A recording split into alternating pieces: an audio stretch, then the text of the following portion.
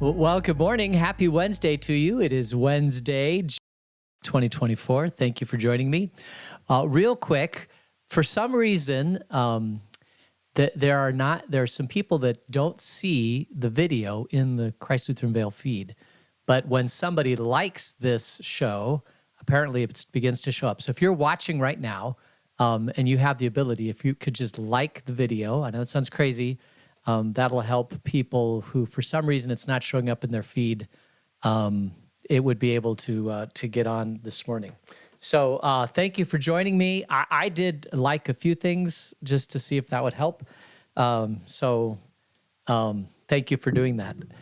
What a beautiful morning outside, 64 degrees, 66 degrees.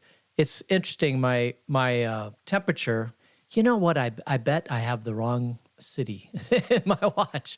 Maybe that's it. But because my back porch is about 4 degrees cooler than my watch is. And let's see, what else?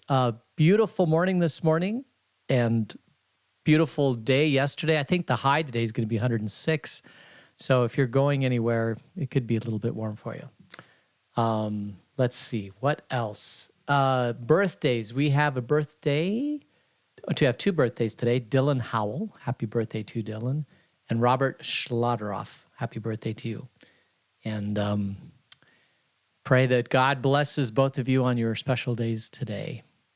Let's see. I real quickly, I may have mentioned this yesterday. What is today? Yeah.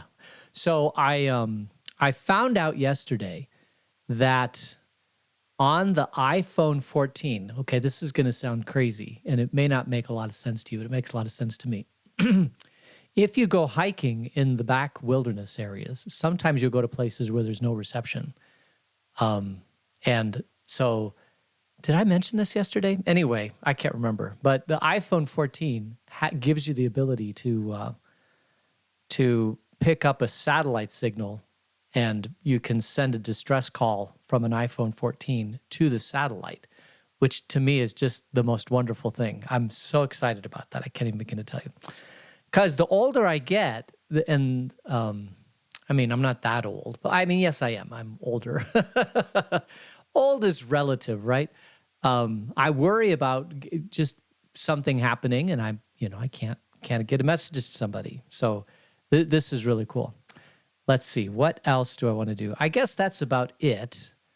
We'll go ahead and get into our study.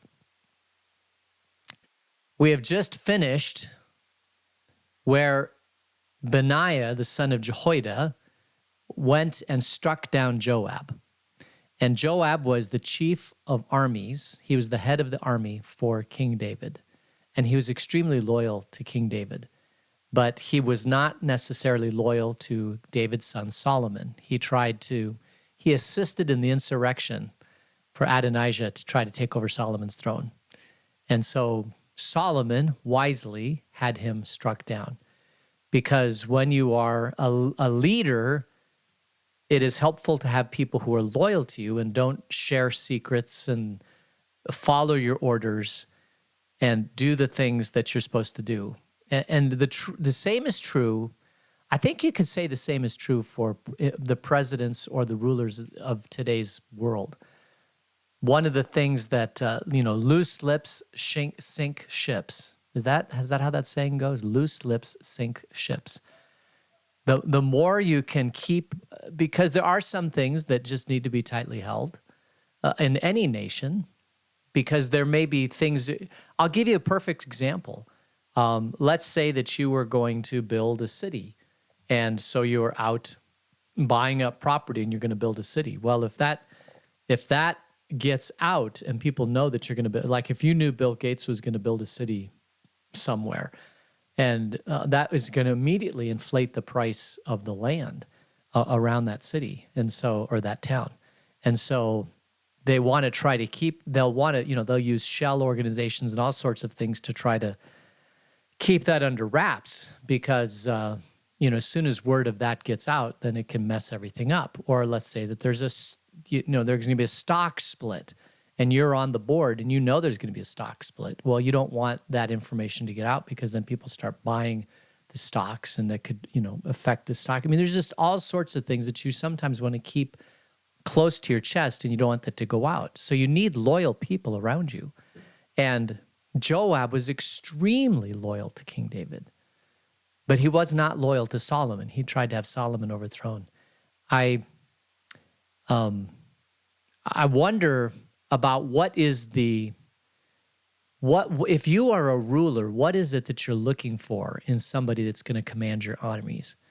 And I think obviously you want somebody who's going to be a good fighter, somebody who's going to be a good leader. But I think probably more important than both of those things is you want somebody who has loyalty, that's going to follow your orders even when they don't make sense. And you'd say, why would that be important? Because there may be times where you can't even tell your chief of armies why it is that you want something done. And you need to hold that information close to your chest, but you want him to do it. You want him to do it anyway. And Joab was that to King David. But Solomon needs somebody new. And so he has Joab struck down. We saw that in verse 34. Well, we could read that again. So Benaiah, son of Jehoiada, went up and struck down Joab and killed him, and he was buried at his home out in the country. The king put Benaiah, son of Jehoiada, over the army in Joab's position and replaced Abiathar with Zadok the priest. So Zadok the priest is also another position. The council, your cabinet, the people that you surround yourself to get good information, they have to be people who are loyal to you. They can't be going around and second-guessing your decisions. If they've got a problem with your decision, they need to come to you directly. They need to talk to you directly. You also need people who aren't just going to pick up their marbles and leave. That is, in the business world, that's probably, loyalty and that they're not at the first sign of distress, they're not going to just pick up their marbles and leave. Every organization, and I don't care what it is, every organization goes through bumps and hiccups. And if, in the business world today, it seems like it's just more prevalent today, if you've got people that are in your cabinet, you might pay them a lot of money to make them stick around. That's helpful, but you don't want people that just at the first sign of threat of something that they're going to just leave the organization. You want people who have some resilience, that have some wisdom and understand that every organization goes through ups and downs, that every challenge that approaches an organization is also an opportunity to learn, an opportunity to make a change, an opportunity to move forward. The most important thing is the health of the organization and that it continues on, because the longer organization lives, somebody did a study on this, but if an organization's been around for a long time, it probably will be around for an even longer time. That, once you hit 5 years, there's a good chance you'll hit 10, right? And then once you hit 10 years, there's a good chance you'll hit 20. And once you hit 20 years, it's a good chance you'll hit 40. I mean, these things are huge milestones.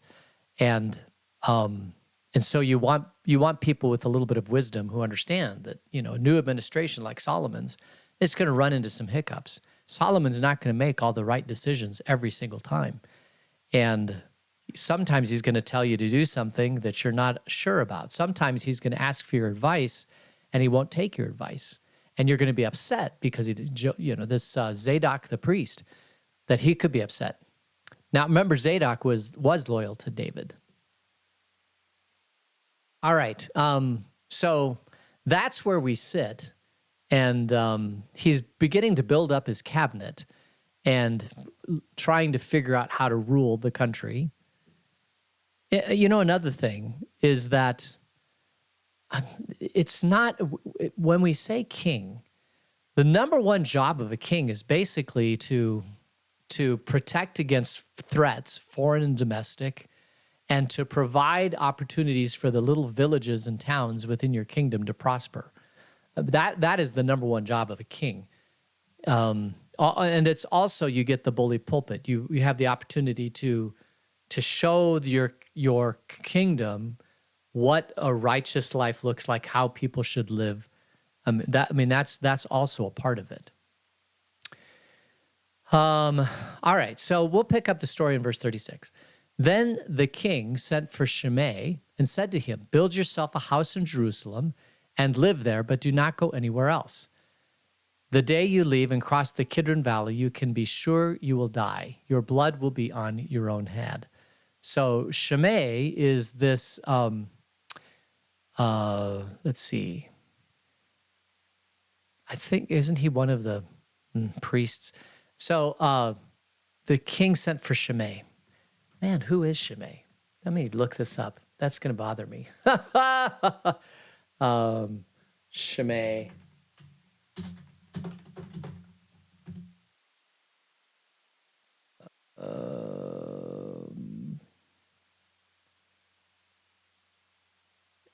He was, that's right. He was one of King David's tormentors when he fled Jerusalem when Absalom was coming. So it looks like Solomon is cleaning up from his father all these people who were either friendly to David or not friendly to David. So he sends for Shimei, who apparently was tormenting David, and he said, "Build yourself a house, but do not leave the city." You're basically under town arrest, right? It's like the sometimes people will be under investigation for a crime, and the police will say, "Don't leave town. I may need to talk to you again," so you don't leave town. Or if you are going to leave town, you call the guy and say, "Listen, I have to leave town for 2 weeks. Can I do that? Or I have to go out for a business trip." So he sends for Shimei. Shimei was this guy who, if you remember, when David was fleeing, he had, I think he threw stones at David. Anyway, sends for him, "Don't leave."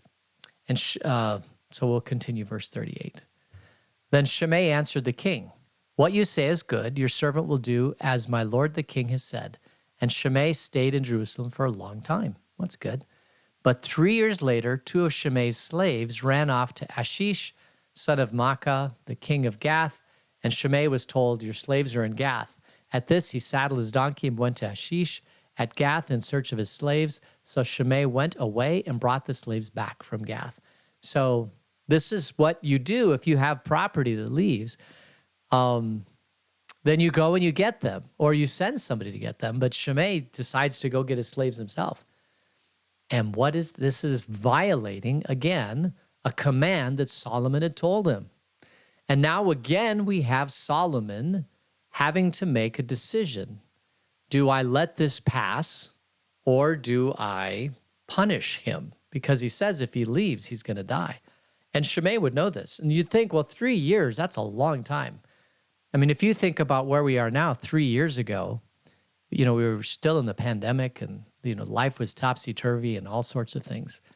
You'd think that 3 years, maybe the sentence of house arrest or town arrest doesn't apply anymore. But if Shimei wanted to find out, he could have sent a message to Solomon and said, "My slaves have left. Can I go get them?" And Solomon may have very said, "Yes, you may go get them," or "No, send somebody else to go get them," or maybe Solomon would say, "I'll go get them." But Solomon also doesn't like Shimei because of how he treated his father. Maybe he's looking for an opportunity to have retribution to Shimei. Verse 41. When Solomon was told that Shimei had gone from Jerusalem to Gath and had returned, the king summoned Shimei and said to him, "Did I not make you swear by the Lord and warn you on the day you leave to go anywhere else, you will surely die? At that time you said to me, 'What you say is good. I will obey.' Then why did you not keep your oath out to the Lord and obey the command I gave you?" These are always... First of all, he repeats back to him the exact words that Shimei told Solomon. And this is a good tactic. If you have an agreement, now we put in contracts and we write it down and both parties sign it. But back then, You remember the exact words that somebody tells you. If you know they are key words, you remember them. There are still communities around the world that don't have a written language. So everything is oral and oral history because they can't read and write. And the sociologists that have studied this have realized that these people have incredible memories because they can't write things down.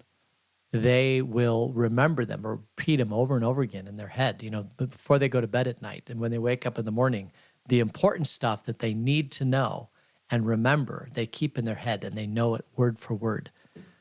So when you talk about people having an oral history and you say, well, it can be, it can change over time. Most times it doesn't. Most times the oral history is exact and word for word. Because these are the exact words that Shimei told Solomon. And then the second thing he says, why did you not keep your oath? This is what parents do all the time, right? For a child, parents will bring in and say, why did you do something? And the child might say, I don't know. I just did it because I'm young and my brain hasn't fully functioned yet. And sometimes that can be a challenging question for a child. Like, why did you get into the flour and dump it all over the floor? And the kid says, I don't know. But when you get older, when you're the age of Shimei, this is, once they're at the age of maturity, you can ask them these questions, especially if you're the king. Why did you not keep your oath? Maybe he can say something that will, soften Solomon's heart, and maybe he won't impose a punishment on him. But let's see. I don't even know if he answers. Why did you not keep your oath? 44, the king also said to Shimei, you know in your heart all the wrong you did to my father David. Now the Lord will repay you for your wrongdoing. But King Solomon will be blessed, and David's throne will remain secure before the Lord forever. Then the king gave the order to Benaiah, son of Jehoiada, and he went out and struck Shimei down, and he died. The kingdom was now established in Solomon's hands. Yes, it is. Because Solomon is acting like a king. He's cleaning up the people who are a threat to the throne, people who have been bad to his father David, who deserve death. He's doing that.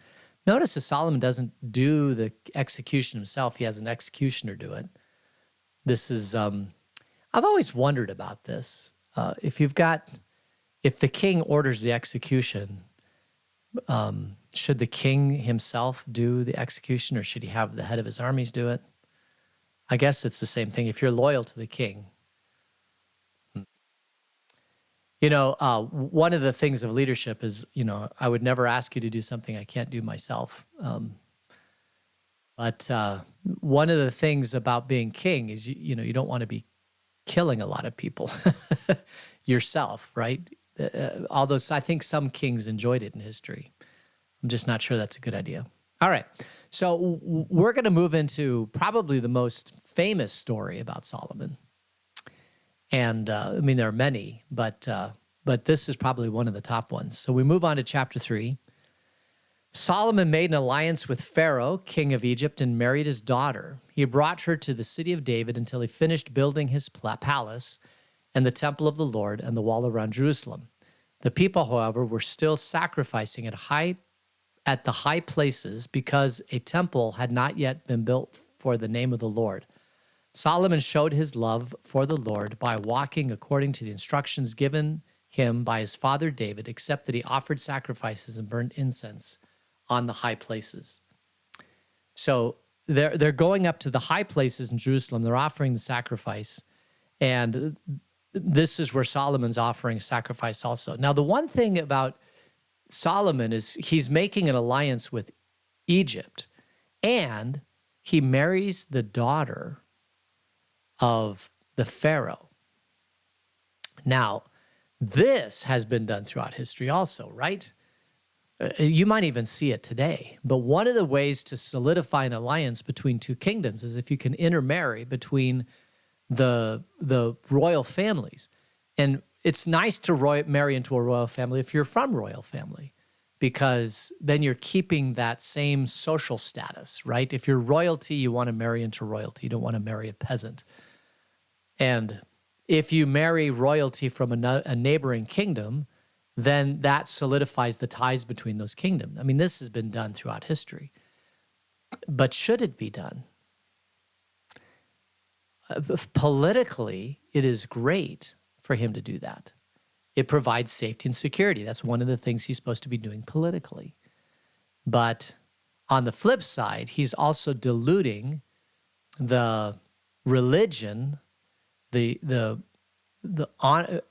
you marry outside of the Jewish faith, then you are diluting the Jewish faith somewhat, and diluting the tribe, and diluting the bloodlines, and diluting the cohesion of your country.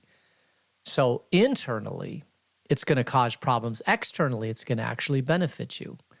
And this is the struggle that exists in every Christian, right? How much do I avail myself of the things of the world politically so that I can understand the world? Jesus calls us to go and make disciples of all nations, which means we have to go and interface with all nations. But as we do that, we are somewhat diluting the strength of the solidarity of the Christian church because we are opening ourselves up. And this is something that every church struggles with. And you could almost say, is a church missional or is it cloistered? Do we strengthen the internal strength of the organization, or do we go out and interface with other nations? And the answer is you got to do both. You can't do one or the other. You have to do both, which means that the stronger you are as an organization, it's easier to assimilate people into the culture of that organization. And the Jewish faith at that point was extremely strong. They had powerful theological underpinning. They had the law of Moses. They had all of this wonderful stuff that helped them to be a cohesive nation. And yet, God chose Abraham to be a blessing so that he may be a blessing to other. I'm going to bless you so that you can bless other nations. So you can't stay and be cloistered. It's just not possible. So later on, people will say that the fact that Solomon marries a lot of foreign women and dilutes the cohesion of Israel was part of his downfall. And it probably is, but can it be avoided?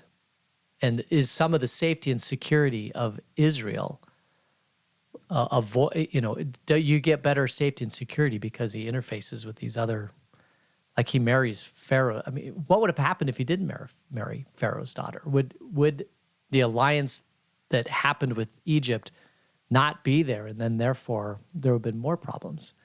And these are questions that every leader has to deal with. And so it's a struggle for anyone who's in charge of an organization, because there's two things you struggle with. You struggle with the flesh, which is the outward, and you struggle with the spirit.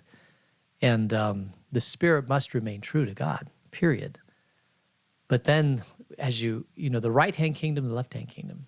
The right-hand kingdom is your relationship with God. That must remain true. The left-hand kingdom is how you interface with the rest of the world.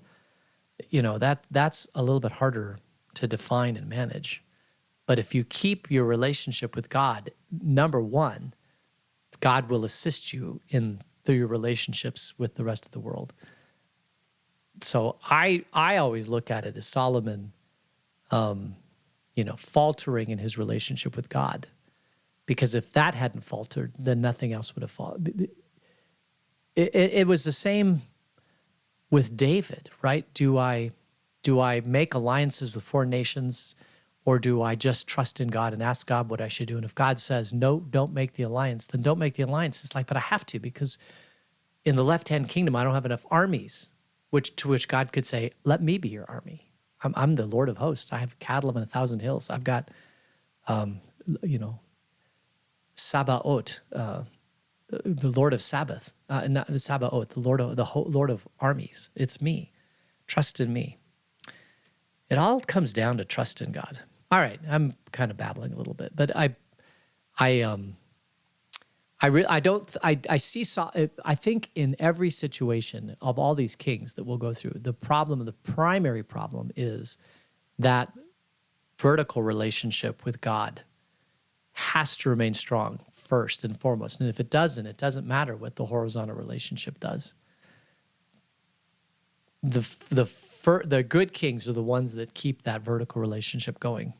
And then God helps them in the other relationships. And the same is true with us as we walk with God. All right, let's close there. Gracious God, thanks for this day, and keep us ever in your grace. In Jesus' name, amen.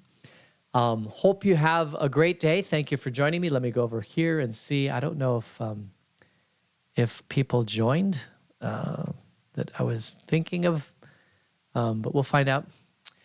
And yeah, if you see the video going tomorrow, perhaps you could just like the video, and I think that helps pop it up in the algorithm in some places that might be very, very beneficial.